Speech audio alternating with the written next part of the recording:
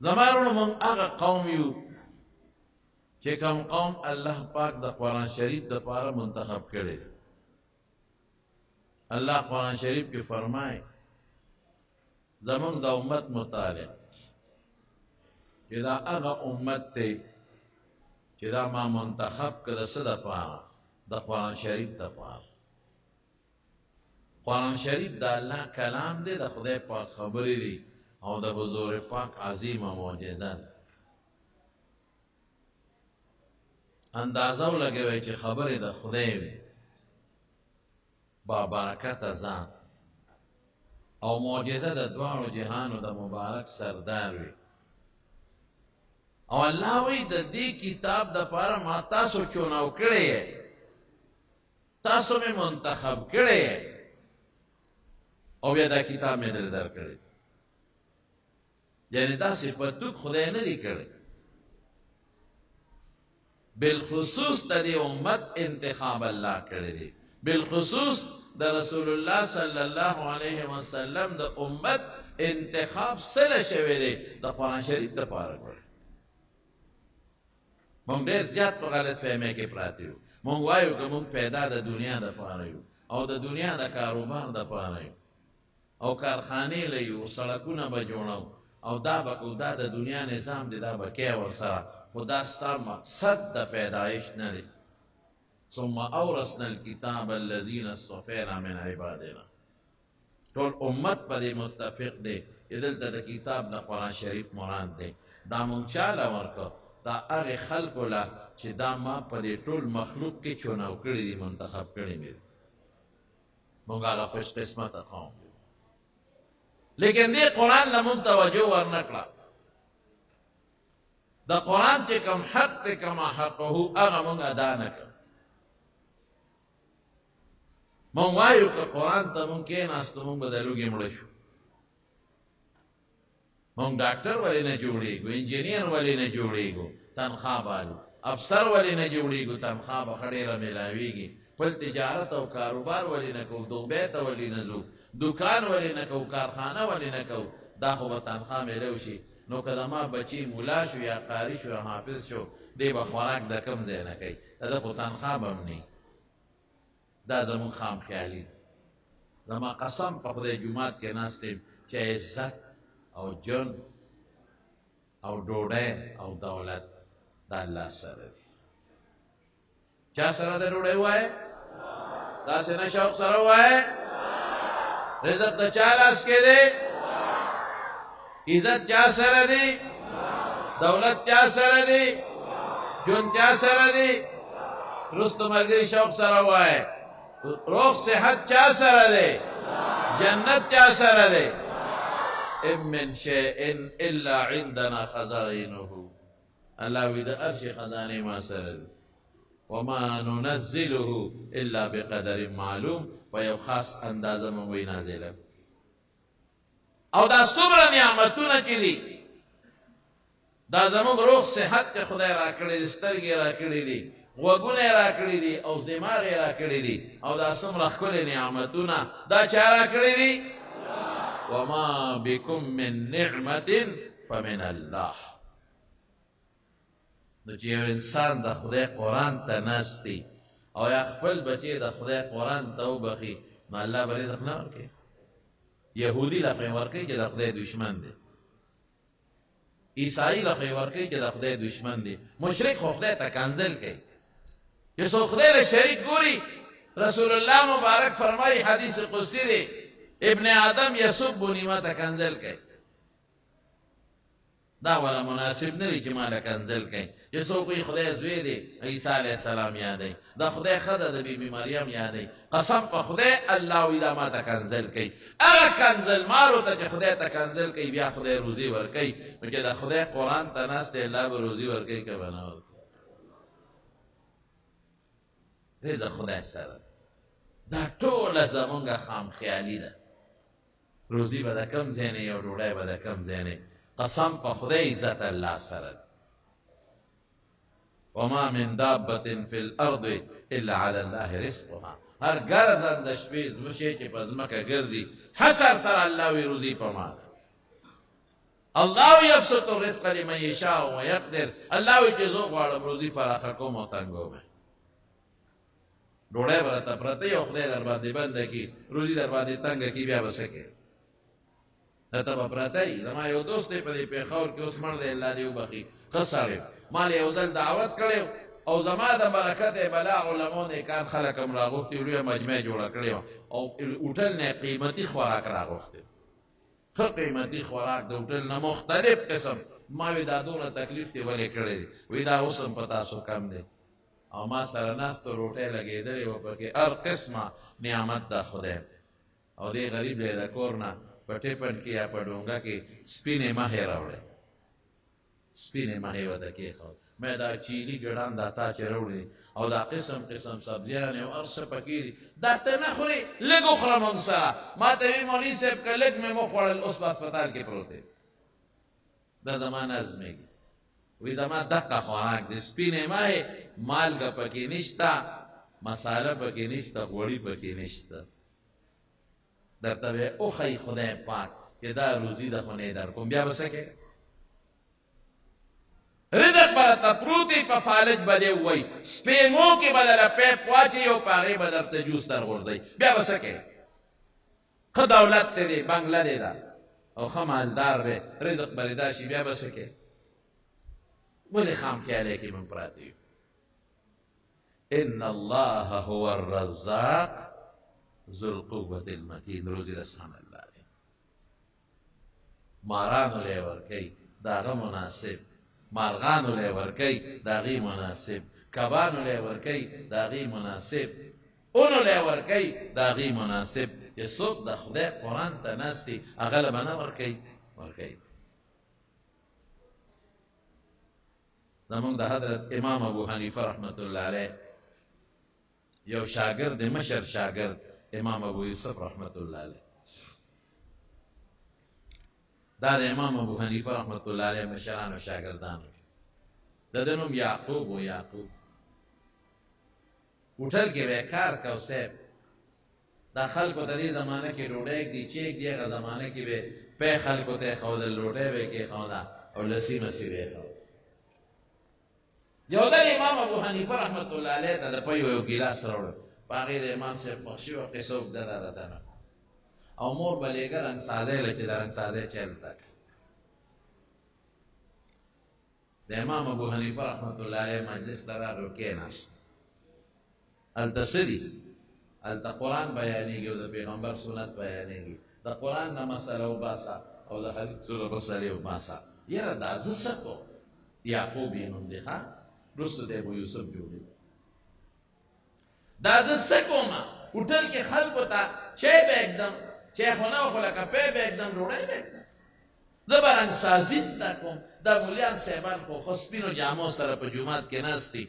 کار یې څه دی قرآن او سنت ماشاءالله لګیا دي قرآن زده کوي او لګیا یې د پیغمبر سنت زده کوي حدیث زده کوي او هغې نه مسلې راوباسي. پاکی جامع کلی جماعت کې ناستی عبادت عبادت ته دوی له خدای ډوډۍ ورکوي ما له به نه راکېږي کېناسته دغه ورځ یې تېره کړه سبا بیا راغی هغه هوټل کې نوکري هم پرېښود او رنګساز سره چې چا زده کوه هغې هم پرېښود. راځي امام صاحب مور ته تپوس وکړه ماښام ماسخوتن یې ورځ وی یعقوبه بچې هغه استاز ته نه درکوي هوټل والا هم څه نه درکوي څو ورځې وشوې چې ته تش جیب وځې او تش بې واپس راغلی دې خاموش دې غږ نه کوي که ویمه چې نن نه راکوي ته نه مور مې هغه استاز پسې لاړه نه شي چې دا ما بچي له ولې نه ورکوې هغه ورته وایي چې دې خو نه راځي او که ورته ال ویمه چې زما خو دا لار پرېښې ده او زه خو تلې ملا صاحب سره نو مور مې غوسه نه شي بس خاموش چپ شو. مور پوه شو چې زما دې بچي لاره بدله کړې هغه هنر زده کول یې پرېښي دي د هوټل نوکري هم پرېښې ده نو چې یو ځل دې سار راووت نو مور ورپسې پټه راووت برقه په سر دې را روان دی د امام ابو حنیفه رحمت الله علیه مجلس کې کېناست. مور خو ساره اوهو دې خو دې جومات ته دې مدرسې ته ننوت مور ورپسې دغسې په دروازه راننوت دې ناست دی قلم کاغذ ورسره دی طالبانو سره ناست دی او حدیث دی او قرآن دی او هغې کې بحث شروع دی لیکل کوي بس مور خو پوه شو هغه ځای نه امام ابو حنیفه رحمت الله علیه باندې اواز راوویسته هغه زمانه کې چې هغه اصطلاح اوس ورته مولوي صاحب وایي شیخ صاحب وایي مولانا صاحب ای حضرت زما خو بچی خورې د کار راوویسته د خدای خاطر وکړه کونډه ښځه یم دا بچی مې پرېږده ځان سره دې کېنولې دی زه خو کونډه ښځه یم زه خو پیسې ته محتاج یم دې خو ما روان کړی چې څه هنر زده کړي هنر ورته وښیم او ما د دوه څلور پیسې ګټي نو تا ځان سره کېنولې دي د خې توخې دې وویست خدای ته وګوره زما دا بچی پرېږده اوس که زما غوندې سړی وي ما له غوسه ډېره زر راځي ما به وي د مټه نیسه شابه وځه ما به وي شابه لکه وایي یعقوب وځه بیا رانه شي مور دې خفه کېږي ولې امام ابو حنیفه رحمت الله علیه عام سړی نو ډېر هوښیار انسان هغه ته پته وه چې د دې بچي نه به په مستقبل کې خدای یو هیره جوړوي دا بچی زما ګوتو له خدای راوست قرآن او سنت نه راوست د سره به زه ګزاره کوم مور به زه پوهیومه بچی نه لر کوم د ځان نه په مونږ د خپل شاګردان ډېر ګران دي یقین په خدای وکړه کله مونږ نه هم غوسه راشي د خپلو شاګردانو ته دې طالبانو ته په خدای قسم زر ترې معافي وغواړو حالانکه هغه ملامت دی او نه نه نه نه صاحب دا خو ته زمونږ اصلاح کې دا ته څه کې خو مونږ ته خپل بچي خپل شاګردان یاره دا ټول استادانو ته خو ما ته چې خپل شاګردان څونه ګران دي زه یم دونه به یو استاد ته هم نه ګران دا خو زمونږ ذخیره ده شاګردان د امام صاحب هوښیار سړی او ټوله خرچه به امام ابو حنیفه رحمت الله علیه کوله ګوره داسې خوارچنګي ملا نه شپارس مدرسې امام ابو حنیفه رحمت الله علیه چلولې داسې مدرسې نه وي لکه زمونږ په شان دا مدرسې چې وي درسونه به شپاړس درسونه د هغې ټول بندوبست امام ابو حنیفه رحمت الله علیه کو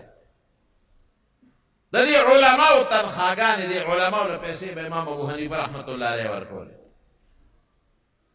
د هغې د کور خرچه به امام ابو حنیفه رحمت الله علیه پوره کوله داسې کمزوری نو د کپړې تاجر و خپل درسونه به یې کول او په مضاربت به یې کپړه خلکو له ورکوله د کپړې غټ تاجر امام ابو حنیفه رحمت الله علیه چې کله وفات شو که نه ما ته ګورئ چې کله وفات شو نو په خزانه کې څونه پیسې پرتې وې 56 کروڑ درهم پراته څومره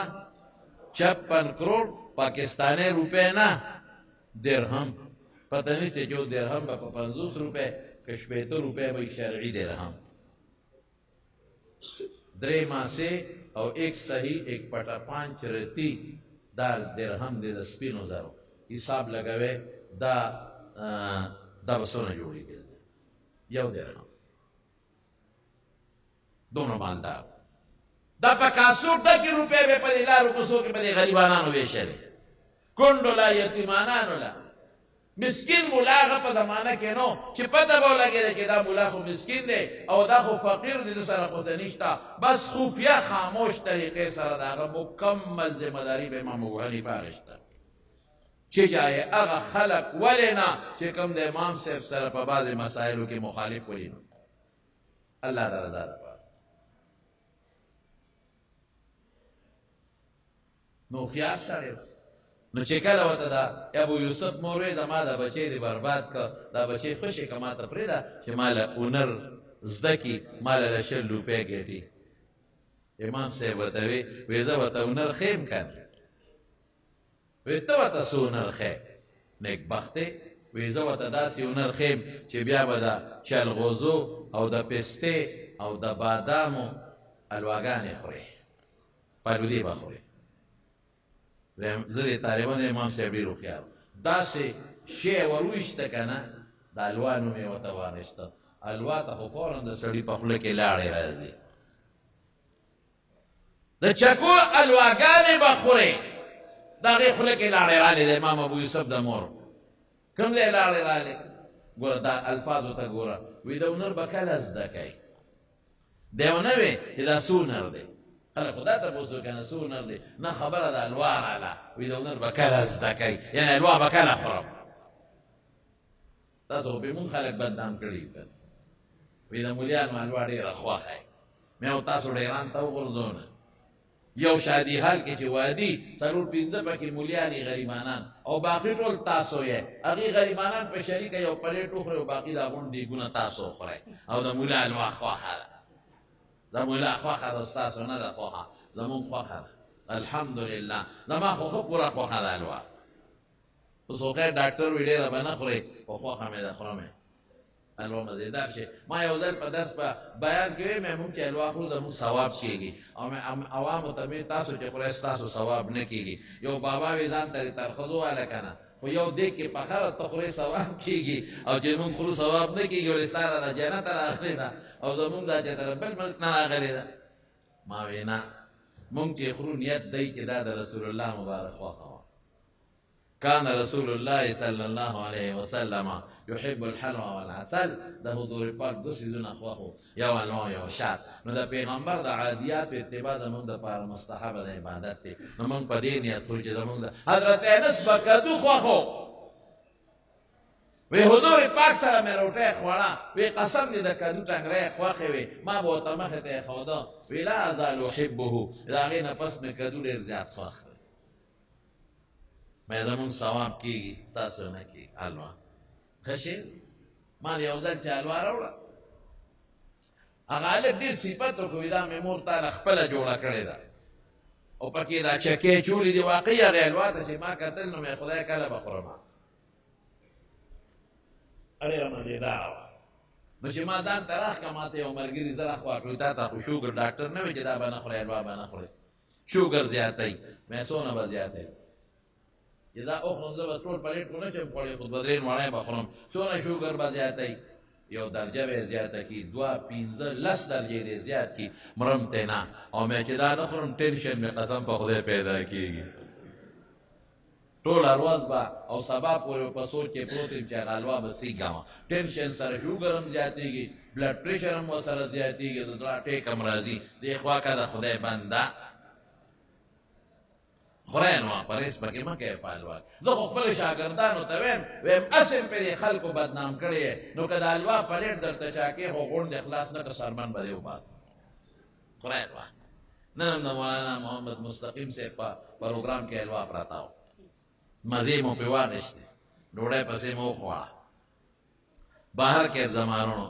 ورته څه وایي وایي داسې هنر ورته ښیم چې د پستې چلغوزو بادامو الواګانې به خورې. بس مور پوه شوه چې دا هنر به کله زده کوي. وی دا به کله زده کوي. وی صبر وکړه خو اوس ترې راوسته که زموږ حضرت امام ابو حنیفه رحمت الله علیه ډېر هوښیار سړی وګورئ. زموږ فارسي بانان وی یک من علم را 10 من عقل باید، یو من علم له 10 من عقل پکار دی. د بعض انسان علم کمی لږي خو عقل یې زیات دی، د هغه نه خدای د دین ډېر کار واخلي. د بعض انسان علم 10 منې خو عقل یې چټاکی وي، هغه اوښویږي برباد شي. د امام ابو حنیفه رحمت الله علیه په زمانه کې یو ملا صاحب و د امام صاحب سره وران هم وه په دې بعضې مسایلو کې. ملا صاحب کور ناست و ښځې سره د شپې بس وران شو سره ښځه خاوند کله کله روانېږي نو ښځې ورته وایي چې تا سره به زه بیا د نن نه پس خبرې نه کوم. ملا صاحب غوسه شو چې ته ما سره خبرې نه کوې. وایي ښه که د سبا ته خو دا وایې چې بیا به خبرې نه کوم، خو که سبا خطو پورې دې ما سره خبرې ونه کړې نو ته دې په ما په 3 طلاقو طلاق یې. ښځه د کوتک نه دومره نه یېرېږي خو د طلاقو نه غریبه یېرېږي. او چې بیا 3 طلاقه ورته ووایې که ما سره یې سبا پورې خبرې ونه کړې نو ورته یې وایي ما باندې به په 3 طلاقو طلاق یې. مطلب دا چې دا ښځه ویېرېږي او خبرې شروع کړي چې ته اوس خبرې کوې او که نه کوې. بس ښځې بړستن ته وخته، نیمه یې د پښو لاندې کړه او نیمه یې د سر لاندې کړه چې اړوکوم یې نه. ملا صاحب حیران شو، یخه خوله پرې راغله چې خدایه ما خو دې له زوره نه ورکوله چې دا به خبرې شروع کړي، هغې بلا شیشه کې خو سر په بړستن کې پټ کړو، دا څه په غم وړې. چې لږ ساعت تېر شو ملا صاحب ښځې ته وویل ښځې ګورې 3 طلاقه مې ویلي دي او سبا داسې په منډه را روان دی. ګورې که د سبا پورې خبرې ونه کړې او سبا راوخت 3 طلاقه دي ګورې قصه ګرانه ده خبرې شروع کا هغه ورته لاس راوباسي وایي نه کوم خبر اوس به سره څه کې هر چا سره ټرت خو ګورې ښځې سره نه ټرت خدای ګواه دی که دې ته ګیرې شوې که نه چې سورلنډی د باندې واړی ښځې سره به ګزاره کوې نخرې به نه کوې ښځې سره ګنې په رزق کې به دې کمې راځي ما ته یو سړي وي زما مال کې برکت نشته چینې راوړم زر خلاصېږي اوړه راوړم زر خلاصېږي چای راوړم زر خلاصېږي یاره جي په مونځ کوم او دس کوم ذکر کوم خوراک کې برکت نشته ما ورته لکه ښځه خو ډبی را ډبی نه غوسه ناکو نو یا خو چې رواني وکړې وامې وی مې بس خبره خلاصه ده وی د دې څه مطلب نو مې چې ته ښځه ووې او سار ډیوټۍ نه لاړ شي نو هغه چیني غونډ دله په لښتي کې واړي غوړي دله په لښتي کې واړي اوړه غریبانانو له ورکوي او چې ته ورته وې چیني څه شو وي دا به خلاصېږي نه څه دا لږ میلمانه ده غوړي څه شو دا لږ میلمانه راځي خلاصېږي به نه نو دا ذهن کې واچوې ښځې سره چې څوک هم وال ټکول کوي رزق کې به برکت نه کمیس به یې دله په اسرای باندې شلولي په لاره به روانې او ترخ به دې بار ښکاري یا ښځې داسې دي وایي ښځې سري ګرمه شوې وه قصدن به یې دله شلولي ملا صاحب غریب ته چې پته ولګېدله چې ښځه خو خبرې نه کوي په مینه زارې نو سوچ یې راغی چې یاره زمونږ په مولیانو کې هوښیار مولي امام ابو حنیفه رحمت الله علیه پرپسې لاړ امام صاحب تهجدونه پاڅېدل ولې ورته وه حضرت یو مسله کې ګیرم څه چل دی دقسې ښځې وې خبرې د سره نه کوم ما وې که سبا خطو پورې دې خبرې ونه کړې ته یې په ما په درېو طلاقو طلاق دی مردار یې سر پټ کړی بړستن کې خبرې نه کوي امام صاحب ورته څه وایي وایي مړه دا خو د 2 منټو خبره ده وبشي کار ځه کور کښېنه ښځې سره زه درځم دی بیا راغې ښځې ته مینه زاري شروع کړه او ښځه هماغه لاس لقۍ کې نه کوم خبرې بیا غروال امام صاحب پسې امام صاحب د خدای خاطر وکړه هغه سبا راخېږي ګورې توتي به شمه ښځه رانالوځي امام صاحب ورسره راغی وایي ده کښېنه ښځې سره سبا لا نو خطرې ګړی خو نه وې خو سبا ته پوشل منټه ټیم پاتې امام صاحب د جومات ګوټو کې ودرېد او بانګ یې شروع کړ الله اکبر الله اکبر اشهد ان لا اله الا الله اشهد ان لا اله الا الله نو ښځې وایي چې بانګ خو ده اله خلک وایي چې سبا راوخېږي نو بړستن یې مخ راوویسته ای سړیه حقه دې سبا راوخت بانګ یې ووایي تا نه خدای خلاصه کړم امام صاحب آواز ورکړ وی سبا نه دی ختلی مخکې دې خبرې وکړې بانګ مې درته مخکې ووایي د هوښیارتوب دی عقل هوښیارتوب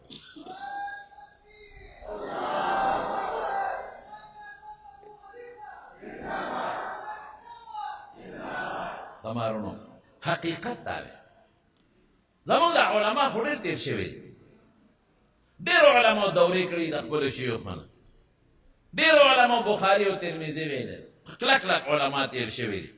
چا له چې خدای ورسره پوهه عقل ورکړی دی زیات هغه نه خدای ډېر لوی کار اخیستی د چا چې عقل او پوهه کمی نو هغه بیا لوېدلی دی ګورې ختمه خطا شوی دی او برباد شوی دی نو امام ابو حنیفه رحمت الله علیه ورته وایي وایي داسې هنر ورته ښیم چې بیا به د پستې چې الغوزو بادامې حلواګانې به خورې نو الله پاک د هغې یعقوب نه څوک جوړ کړل امام ابو یوسف رحمت الله علیه د هارون الرشید قاضي القضات ته جوړ شو مشر قاضي چیف جسټس چې ورته وایي دغسې به د هارون الرشید سره ناست و نو یو ځل هارون الرشید د خپل لنګري حلوا پخ کړې طباخ هغې کې ورته دا قسم قسم چکې اچولی نو چې ولې څنګه راوړې او ورته یې کېښوده وایي دا څه دي وایي دا د لنګري او خاص ډش جوړ کړی دی چې ویې کتل وایي په دې به زه څه شم دا خو قاضي ابو یوسف له یوس چې هغه وخوري او د هغه دماغ پې مضبوط شي ګوره دې نه څه معلومه شوه چې ښه شی به چا راوړې وایه ملا له ښه شی به چا راوړې جواب را خدای شته که په سترګو هم ده نه ووي همغه سوځېدلې ډوډۍ به وراوړې مولانا اشرف علي تانوي رحمت الله علیه لیکلي تسهیل المواعظ کې د هغه کتاب دې ته چا لیکلی دی یو ملا صاحب جومات کې یو ماشوم ولکیر راوړ ملا صاحب فکر راواغېسته ماشوم ته ویې لکه د ما خو بلا ورځې شوې بلا کالونه په دې جومات کې چې ستاسو د کور نه هماله چې تنوړی روړی نه راغلی دا نن دې څنګه لار خطا کړه او کیر دې رانه نو ماشومان دروغ نه وي هغې رښتیا وایي وایي دا سپي جوټه کړی مور مې استاد جیله یوست نو استاد جیله غوسه ورله او کټوې اوچته کړه هغه پلیټ او د دیوال یې راوبغه ستا خدای بېخ وباسه چې سپی یې جوټه کړي او په خپله یې نه پرېمانې نو ماشوم چغې جوړې کړه مولانا اشرف علي صاحب لیکلي چغې جوړې کړې ملا صاحب وایي خدای دا څه په مصیبت اوس به ټول مقتدیان راشي چې دا ته څه کې ماشوم په وایي بله پلیټ بدله والم څه چغې وایي نه دا زما پلیټ زما وایي ستا پلیټ څه د مکې مدینې نه راغلی خو بل بدله والم وایي نه دا زما پلیټ دی په دې کې پیشوګانو ته ډوډۍ ماتوم مولانا اشرف علي صاحب وایي پلیټ هم ډېر قیمتي او خوراک هم قیمتي اوس وره دین مسله و شامی کې د ایمانیاتو په کتاب کې لیکلي دي ښه ما ډېر مخکې دا جزیه کتلې ده خو پکې شته وایي چې کوم انسان عالم ته من حیث العلم سپک وکتل د ده ایمان لار ختم شو ختم ترې لاړه که دا مسلمان مرتد شو دا عالم به قدر کوي عزت به کوي من حیث العلم چې دا ملا ولې دی دا علم یې ولې کړی دی دا ولې دا مونږ ته په دې جومات کې ناست یو دې مربانګونه وایي او دا څه لپاره دا علم او دا زوړ او دا زړې خبرې او دا پخوانۍ خبرې مونږ ته کوي په خدای قسم به رښتیا د دې جومات کې ناست یم دا کفري الفاظ دی زړې خبرې چا ته وایي قرآن او سنت ته وایي ته قرآن او سنت ته سپک ګورې ته د پیغمبر سنتو ته سپک ګورې د پیغمبر د احادیثو توهین او د هغې اهانت دا خو کفر بهر کې زمانو وی دا قاضي ابو یوسف له اوسه او یو تاریخ کې مې مخکې ورځو کې کته چې هارون الرشید اډرو کا آردیننس جاری کو چې روزانه به د الوا په خوي او دا به قاضي ابو یوسف لاوړي چې هغه له الوا یو مور سره ناستا چې روچته کړه خو خيار او فیشو مور ته وی ها بیبي یا مور څه چې استلاوا پیدا اخرى وی بچی دا سدي وی دا ما د استاد خبره دی یاد ده د ابو حنیفه مور یې غونر مې زده کړی دی اوس خره د چلغوزو او د پیستې او د بادامو هلوانګانې نو مور یې وجړل د ډېرې خوشحالۍ نه وی بچې ستا د استاد ابو حنیفه په قبر د الله انوار نازل کړي داسې ونرې درته وښو چې ته نن د بادشاه سره څنګ په څنګ ناست او ستا د برکته زمونږ مزیري او که ما والا هنر دې زده کړی وی نو بیا به دې لاسونو او خپې د رنګونو نه ډکو او یا په دې هوټل کې خلکو ته ډوډۍ او پی به دې ښودل یو ځل هارون الرشید میټینګ راوغوښته وی د خلکو علم سره مینه کمه شوې ده خلک بچي علم له نه راولي چا یو مشوره ورکړه چې استادان له تنخواه زیاتې کړه چا وی دا وکړه دا وکړه دا وکړه هارون الرشید دې خو کتل قاضي ابو یوسف ته وی قاضي صاحب ته څه نه وی وی صاحب زه خو یو تجوید مې ذهن کې شته خو زه هغه نشم ویلی وی خامخا به وی وی نه صاحب ته زمونږ امیر المؤمنین او زمونږ خلیفه او هغې کې ستا لږ یو کوټې بې ادبي راځي هارون الرشید هوښیار دا ما ټیو نه ووي که زما هر څنګه توهین راځي خو دا به وی خامخا وی ښه صاحب دا چل به وکړې موره ښه وی دا چل به وکړې صاحب چې یو اعلی او قیمتي اس به وګورې ښه اعلی او قیمتي او چې کله مازدیګر یو دا خلک د بازارونو ته راوخېږي یو عالم به راولي او په هغې اس به یې سور خو چې اعلی قیمتي اسي او قیمتي زین وي قیمتي کتی او عالم به په هغې د پاسه سور کې او د هغې پړې به ونیسې پړې ته به ترې مخکې روانې او په دې بازار کې چکر ورکړه الناس علی دین ملوکهم چې خلک وګوري اوهو د دې ملا دومره عزت دی چې هارون الرشید غوندې بادشاه د اس پړې نیولې دی او ملا صاحب بره ناست دی ته ګوره چې خلک په خپلو بچو باندې علم کوي او که نه کوي هارون الرشید وجړل ډېر یې وجړل په مجلس کې وی قاضي صاحب ته وی دې کې ستا توهین دی وی داسې خبره دې وکړه وی قسم په خدای زړه مې غواړي چې یو ملا یو ادنا عالم را کوټه عالم په یو ټانګه کې کینوم په ټانګه کې او د اسپې په ځای د ټانګې بڼسونه په دې خپله اوږه باندې کېدم او په دې بازار کې چکرې ورکړم قسم په خدای چې دا زما دپاره فخر دی علماو له خدای لوی درجه ورکړې خو افسوس چې مونږ ته پته نه دی قرآن کې الله نه وایي منهم ظالم لنفسه بعضې پکې ظالمان دي ګناهګاران دي ډېره ګناه ده منهم مقتصد ګناه هم کوي او نیکي هم کوي ومنهم سابق بالخیرات باذن الله او بعضې ډېر نیکان دي نو ته به وایې دا به کوم خوا دي نو ما نه چا تپوس وکړو نو زه به وایم چې دا ظالمان خو به دوزخ کې ویښ کې پراته او دا چې کوم نیکي او ګناه دواړه کوي دا به دې میانځ کې وي د پاسه وي او دا نیک به جنت ته ځي نه الله څه وایي الله وی دا ظالمان مولایان حافظان او قاریان او چې دا ډېره ګناه کړې ده او چې دا ګناه او نیکي برابر ده دغه مولیان قاریان حافظان دا به کوم خوا دي جنات عدن یدخلونها جنت ته به ځي يحلون فيها من أساور من ذهب ولؤلؤا ولباسهم فيها حرير هلته به له خدای نعمتونه ورکوي ته وایې دا ظالمان مولیان به ځي دا ظالمان حافظان او قاریان به ځي الله وایي زما جنت ستا د پلار خو نه دی چې دی بوزم ستا به څه دي د دنیا مرتبه د آخرت نو زما وروڼو ټولو ته دا درخواست دی چې خپل بچي به راولئ او قرآن به پرې زده کوئ او په بچو به علم کوئ کوو به که به نه کوو لاس اوچت کې ټول شوق سره انشاءالله